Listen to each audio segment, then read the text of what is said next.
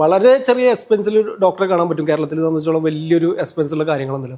ഒരു മാസത്തിനിടയിൽ ഒരു ഡോക്ടറെ കാണുക പറഞ്ഞാൽ ഒരു 200 രൂപയുടെ എക്സ്പെൻസേ വരുന്നു. എന്താ വെച്ചാൽ നമ്മൾ ഹെൽത്തിന് ഇമ്പോർട്ടൻറ്റ് കൊടുക്കുമ്പോൾ നമ്മൾ കുറേ കാര്യങ്ങൾ ഫേസ് ചെയ്യുന്നുണ്ട്. എന്ന് വെച്ചാൽ ഇപ്പോൾ പറയുകയാണെങ്കിൽ നമ്മൾ പറയും ചിലർ രാവിലെ ഉലുവട്ട വെള്ളം കുടിച്ചു കഴിഞ്ഞാൽ തടി കുറയും, അല്ലെങ്കിൽ ഫാറ്റ് കുറയും, ചിയാ സീഡ്സ് കഴിച്ചു കഴിഞ്ഞാൽ ഇതുണ്ട്, അങ്ങനെ കുറേ കാര്യങ്ങൾ, പിന്നെ കൈപ്പക്ക ജ്യൂസ്, അങ്ങനെയുള്ള കുറേ കാര്യങ്ങളുണ്ട്. അത് എല്ലാവർക്കും ഇതാണെന്നില്ല, ഓരോ ഇൻഡിവിജ്വലിന്റെ ഹെൽത്ത് ഡിഫറെൻ്റ് ആണ്. അപ്പോൾ ഒരു ഡോക്ടറെ കൺസൾട്ട് ചെയ്തിട്ട് വേണം നമ്മൾ എല്ലാ കാര്യങ്ങളും ചെയ്യാൻ. അപ്പോൾ എന്താ വെച്ചാൽ ഒരു സാധാരണക്കാർക്ക് വളരെ ചെറിയ എക്സ്പെൻസിൽ ഡോക്ടറെ കാണാൻ പറ്റും. കേരളത്തിൽ സംബന്ധിച്ചോളം വലിയൊരു എക്സ്പെൻസുള്ള കാര്യങ്ങളൊന്നുമില്ല.